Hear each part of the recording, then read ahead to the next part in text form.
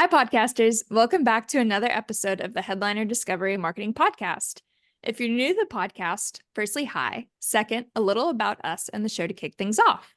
Headliner, simply put, helps podcasters find and grow their audience. On the podcast, we like to talk about how to better grow and market podcasts.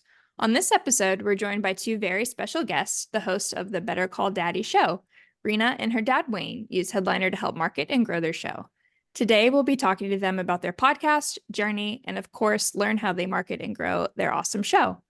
Before getting started, though, Rena and Wayne, do you want to introduce yourselves and maybe talk about the Better Call Daddy show a little? Yes, thank you, Alyssa. Great job. Well, we started our podcast about 4 years ago after I had worked for a couple of other podcasters. And I was like, I feel like I have all of the skills to do this. And a lot of it is just jumping in and learning along the way. So, some of the skills you need for podcasting are guts, like the ability to reach out to people and say, hey, I would love to know more about your story, or hey, I loved working with you and I would love to talk about that journey. And figuring out what you want your podcast to be about. For me, my dad has always been my right hand. He was an entrepreneur for 40 plus years, and I have been an entrepreneur for about 5 years, 6 years. And I was always calling him for advice, not just on how to take customers, how to price customers, but also life advice. And so I felt like we had a unique relationship and bond and something that couldn't be replicated. And I think that that too is something that you need for a show is have a unique niche, have a unique idea. And all throughout my career, actually, I've always kind of wanted a sidekick. Even when I would sing as a kid or perform in front of others, I would like grab one of my sisters to kind of hold my hand when I was singing the Star Spangled Banner at college. Or if I was giving a speech to people in the community, I would want to bring a friend to like look at in the audience to make me feel more comfortable. And so my dad's my number one supporter and biggest fan. And I knew that he wouldn't back out on me and he'd probably make a good addition to the show. So he always wanted me to be on stage. He always wanted me to be a performer. He kind of pushed me in front of the camera. So I grabbed him right along and was like, hey, let's do this thing together. And it's been amazing because I'm the one that like reaches out to the guests and finds the guests and markets it, which are totally my strengths.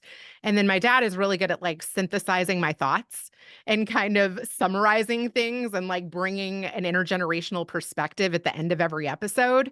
So he's kind of like the final thought, which when I first started, my very first job out of college was the Jerry Springer show. And I used to book like these wild and crazy stories. And then at the end of that, Jerry would come in with like his final thought. And I always thought that that was so smart. He comes in with like this newscaster-ish kind of like, here's what you can take from that. And here's how we can change the world together. And I was like, I feel like my dad could be that. So I interview a wide range of people and perspectives and, people with different traditions and all kinds of backgrounds, and then share the stories with him. He listens to it separately. He comes back on and then he gives me his take.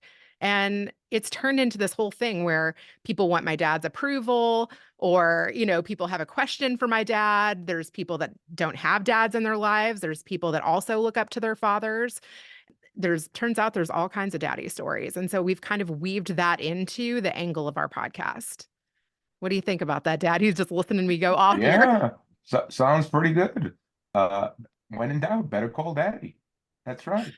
Well, Yeah. I think what we've been able to do also is we've been able to learn, and it's really a form of communication where everyone can participate and we all can pick up wisdom points from each other. So the more experiences that we're able to hear and live, we can even change our own perspective on certain issues that have been come up on the show. I was more hardlined on certain issues, and then when you understand what some people have gone through, you have some more compassion and consideration of their travels, and can even change your mind. And then other guests, of course, prove that my initial reaction is true because they come on there and they're trying to sell something that is just not true or beyond the scope of of rationale or reasoning, or where they're blowing their own horn to justify their behavior, even though it's really wrong.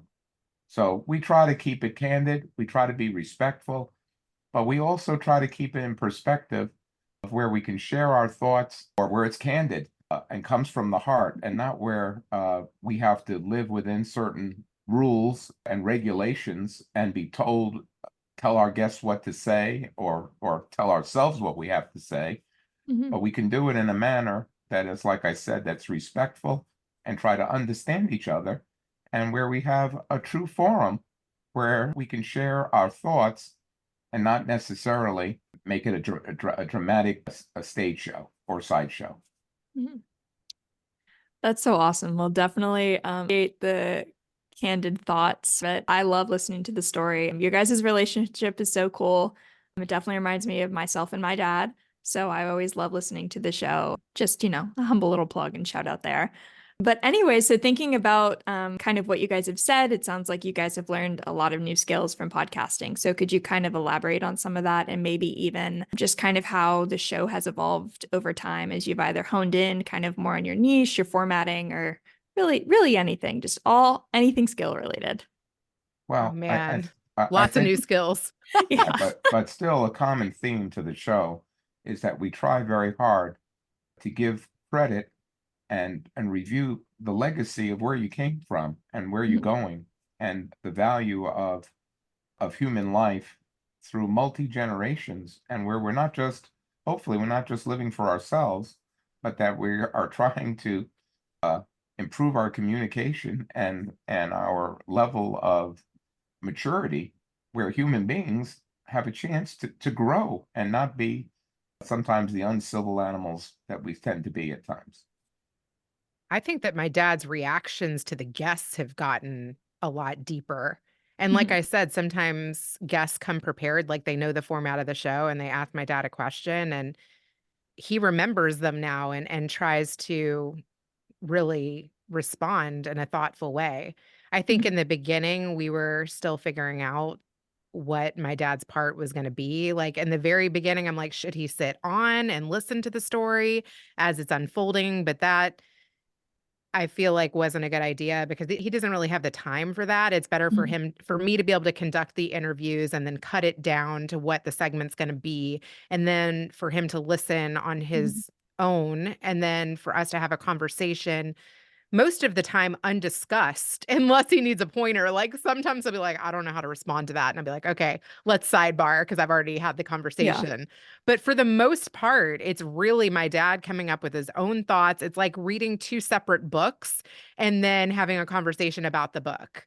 But Mhm. instead, I have a conversation with someone like an interview, and then he listens to it privately, and then he has his own thoughts on it. And we kind of create a segment out of that. And then from his reaction to the story, I then formulate the intro. So that's really evolved over time. In the beginning, I was like, reading somebody's bio or, having some questions in mind of what I wanted to ask. Now, after 350 plus episodes, I'm able to kind of do my research and know what people talk about. And it's a lot less scripted. That's got to be nice too, like setting it up. It definitely is stressful, like when you're first starting out and you're trying to figure out that formatting and all the little things. Just there's so many things that podcasters learn over time. And so that's really cool that you guys have been able to kind of take the show, learn from your own formatting, and definitely over 300 plus episodes, hone in on how to really kind of structure it that works for you and your audience. But we do still mix it up. Like Mhm. just a week ago, I went to an event. I volunteered to be a part of a media booth, and I interviewed people on the fly that I knew nothing about. And that's kind of fun. Just, whoever's looking to be interviewed that has never been on a podcast before. And normally I'll know enough about a person where I can kind of know what they like to talk about. But if you know nothing about them other than the fact that, they're in the travel industry, you got to be like, hey, well, how'd you get into the travel industry? How long have you been in the travel industry? What do you love about travel? So Mhm. you kind of have to let them talk and give you clues of where to go in the conversation. Or, I threw a podcasting event, and one of the questions that I asked the people that came was, do you have a podcast? Do you want a podcast? Or have you guested on a podcast? And there was a lady who came, her name was Dr. Sandra Montgomery, and she ended up saying she wanted to guest on a podcast. And I was like, well, hey, I'm working at this media booth this week. If you show up, I have access to the cameras and the mics and we can do it live. She drove an hour. Excuse me. She drove an hour to be interviewed, and it was her first podcast. And we had just met, the day before. And so that's like a really good way to mix things up and be able to use body language and have an intimate conversation in person. It feels different. So I encourage actually podcasters to meet people in real life, go to different events, throw an event of your own. I mean, all of these things they can still be inserted into your format. I still had my dad respond to it at the end. I still asked her about her dad, but also about her business. That's really cool that you guys are able to kind of mix it. So whenever you're recording, like, do you prefer to try and do it a certain way, or however the guest is wanting to be interviewed? Do you do in person, primarily like over the internet? For the most part, it's over the internet unless people are local. I've done local interviews in Chicago when I lived there for a decade. I knew a guy that owned a studio, and so I sometimes rented it. I know a couple people in Houston now, one that has a place where I can just record audio. I know a guy that can do audio and video, but sometimes if you rent people's studios, then there's a fee. So, Yeah. if a business wants to sponsor that, amazing. I think it's better to have the video footage, but otherwise, you can do an audio recording remotely, and that sounds just as good if you have a mic. And that's another thing that we've learned in the beginning. My dad was just using his Apple earbuds, but it was important that he had some sort of mic. Then he upgraded to the Yeti. I've now upgraded to the MV7 Shure mic. There's always upgrades. You can get a light, you can get a stand, you can get a HD, 1080p camera, or you can shoot in person. I think, people wanting to start a podcast, first see if you like it, guest on other people's podcasts first, get solid at like telling your story before you're like, okay, I want to host this thing, right? Like, there's steps. Yes, hosting and being on are definitely very, very different things for sure. I heard you mention brands. I know that you are the queen of collaboration. So kind of how do you go about reaching out to brands for either sponsorships or just even if you're thinking like, oh, I want this person to be on my podcast? How do you go about facilitating those conversations? So even at this oil and gas event that I was just at, what's it called? I'm like blanking. Oh, the OTC event, the Offshore Technology Conference. There was a guy, and he was a podcaster, and he was also part of the podcast row, Matt Bertram. And he was like, hey, I know a guy that is getting ready to launch a podcast, and he's discovered the Fountain of Youth pill. And I was like, ooh, introduce me to that guy. And so I reached out to him, and I found out kind of who he's interviewed and what brands that he's going to feature. And he's like, I'll send you my Fountain of Youth pill. So it's the same thing as like finding people to interview. It's the people that are in your path. I interviewed Shauna Arnott. She and I worked together on a Gary Vee event, and she had hired me to help her with sponsorships. And so I thought she would be a great person to have on because we've worked together. She's seen me in the field. She's booked a lot of sponsors. She kind of showed me what the script to that looked like. But when I worked for her, she was like, hey, I've got an Excel spreadsheet of like all these brands I'd love to work with. When you get one that's interested in being a part of the event, if you need help closing them, get me back on the phone. Otherwise, you're free to reach out in however way you want to do it. And once you get one, then it's like, okay, what did I say that worked? How can I rinse, recycle, repeat? And so it's like, do my kids like a protein snack? Reach out to that brand, tag them, see if they even look at your story if you're using their product. Like a lot of times, if my kids like a product, I'll take a picture of them eating the protein snack or using the shoelaces or playing the game, and I'll tag the brand and see if they're even responsive. One of the ways that I booked Spirit Airlines for the Gary Vee event was reaching out on Twitter to Spirit Airlines help. And I was like, hey, who's the brand manager? And then they put me in touch with the brand manager. It's partly like knowing who to ask for, seeing where the brands are receptive, and also like letting them know that like you like their product and like how can you partner? Do you ever partner with creators? I mean, you work at a brand. What do you think about that? Yeah, I mean, that's definitely something that I've seen work in the past. We are on social media everywhere, so I obviously see the same people pop up on our feed or tagging us, engaging with our stuff. I personally, I've reached out to people, Better Call Daddy show, for instance, that I've seen being kind of super users of the products and saying like, hey, like, thank you so much. Would you like to be featured in like our newsletter or something? And then relationships can evolve from there.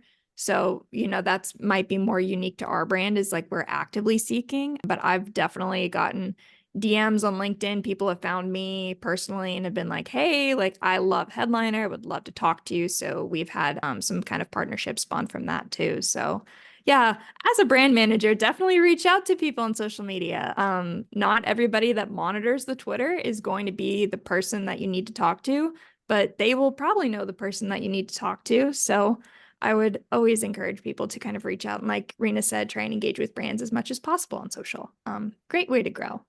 Well, I agree that it's relationship building, Mhm. building your network.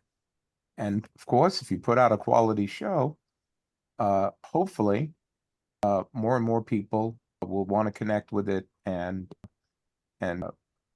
that might be a simple answer. But if Mhm. you're doing something hands-on and you're building relationships and it's down to earth, I think it Mhm. has a chance to be successful. Exactly. And then I think podcasting too, it's such a collaborative community. So like we'll even see at conferences, a lot of podcasters will come up to us and talk because we're normally in very discernible headliner gear that you can see from a mile away.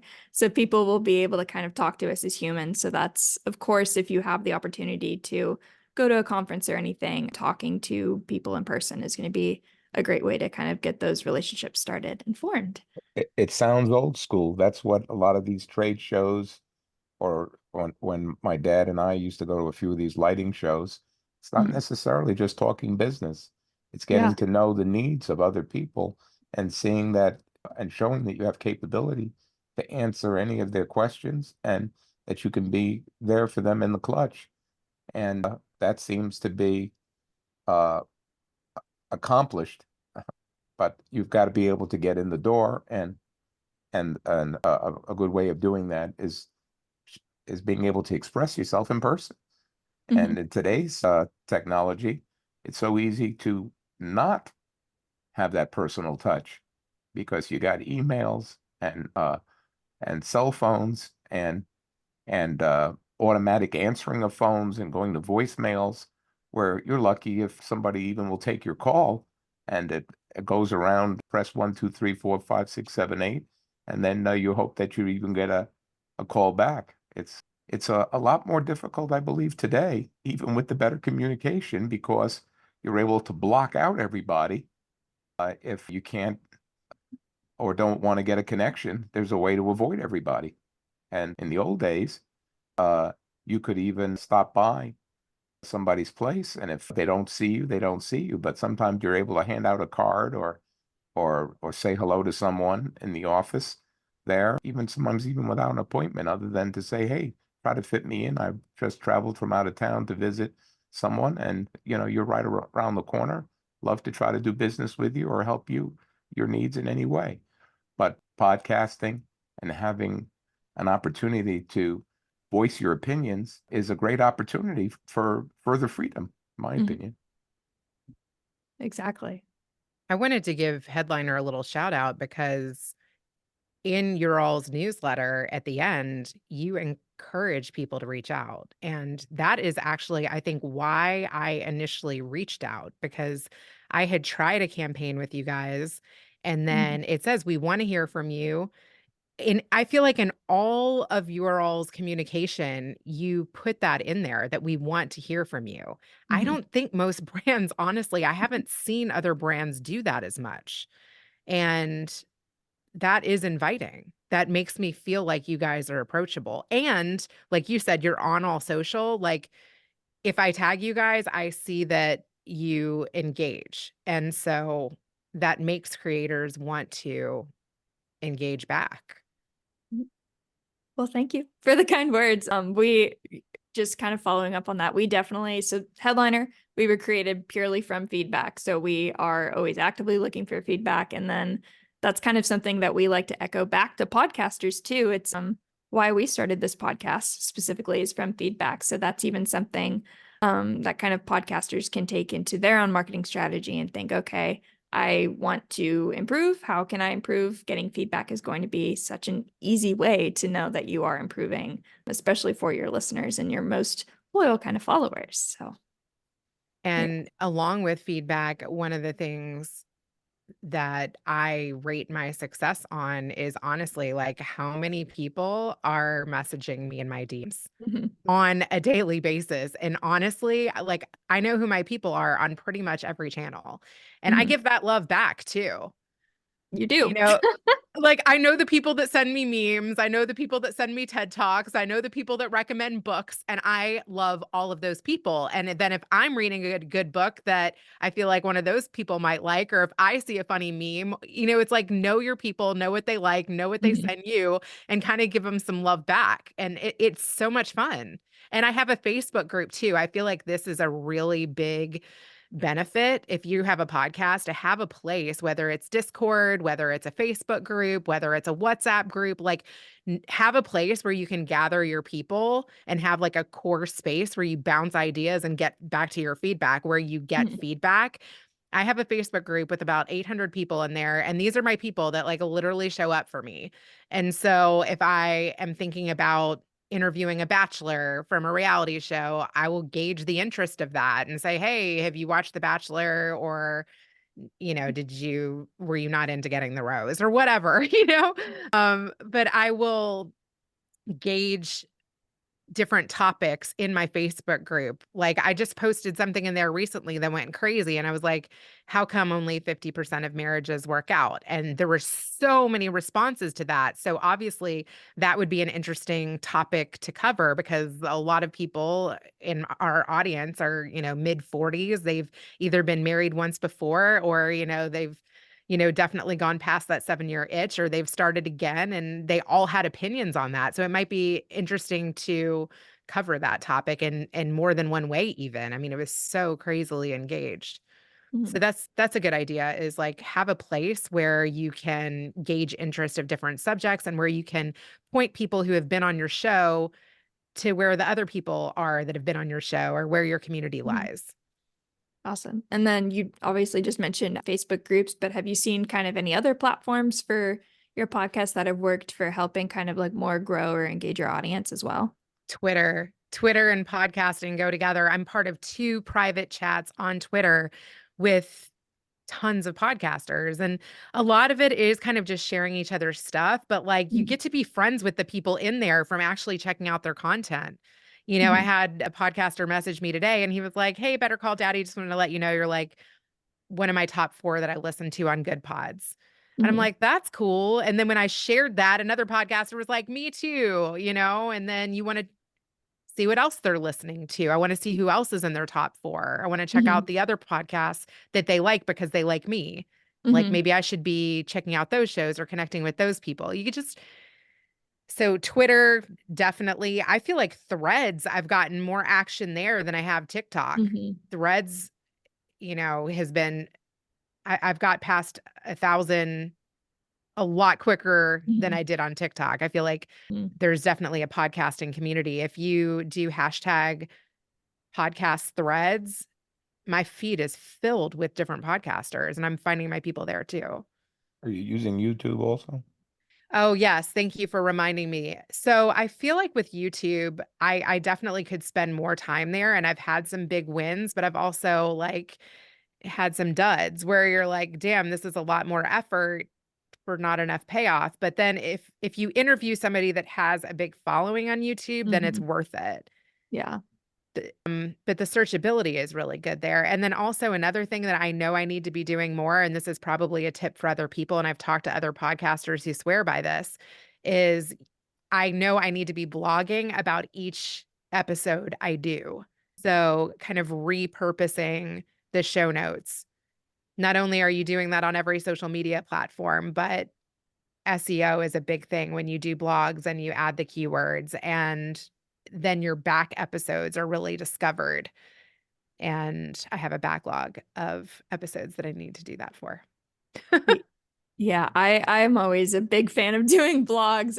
I don't necessarily do it for our podcast, but I definitely see like you can get over time and see like in Google Analytics, like whenever you post a blog normally, you kind of see like a quick spike in traffic. It'll teeter off, but then especially if you've got very intentional kind of about some of your keywords, or if you're just kind of trying to more establish your authority and you're kind of using like similar themes, you can really kind of watch your traffic steadily grow over time. So blogs are definitely something that I've seen have grown our podcast. Mostly not necessarily because of the searchability of it, but we actually embed all of our podcast episodes into our blog with our Disco widget player. So we see a lot of people are finding our podcast by reading our blog directly. So we can even track that traffic. So that's just also something that's really cool about blogs, is just being able to kind of have an additional touch point to not only plug your content in like either your brand or your authority, but also directly have your podcast link there as well. Are there So any tools through Headliner that can help with that? yeah, so we have it's the Disco widget embed. So it's Disco free by Headliner, but it's just a very simple widget that you can, if you have WordPress, excuse Yeah. me, if you have Yeah. WordPress, there's a plugin for it. So you can do it and it'll just kind of pull in contextually relevant episodes based off of that blog. So if you are writing about that specific podcast episode, it will of course recommend that. But if you also have kind of two similar episodes, then it'll try and recommend those as well to listeners so they can see it. It'll be like a quick little clip. They can play it, listen to the clip, and be like, oh, I really like that. Click through and listen to the entire episode. So that is something that Headliner offers. Oh my gosh. I am glad that I now know about that. It's funny because I watched your all's YouTube video of Mhm. how to use Eddie, and I wasn't even using Eddie at that time. So Mhm. that has really helped me. And I tell everyone, I literally scream it from the rooftops. Like, Eddie by Headliner is amazing for title suggestions and AI picks. Sometimes I've had people that want to do anonymous episodes. So they don't want their face, they don't want me making any clips. Mhm. They maybe didn't send me a graphic of their Mhm. brand. So creating AI images, like 3 or 4, is so helpful, and I've now done that, just to mix things up even, you Mhm. know? Instead of doing a video clip or a branded graphic, you could do an AI image, and those are really great and fun, and I have found, people engaged them. Mhm. And so, yeah, I'm always looking for ways to do things differently or to work with brands that are also having a similar audience. Another tool um, that I've discovered is the Braid It app. Mhm. And instead of like having a camera person at your event where you're like using these prompts, like, hey, do you have a podcast? Want a podcast?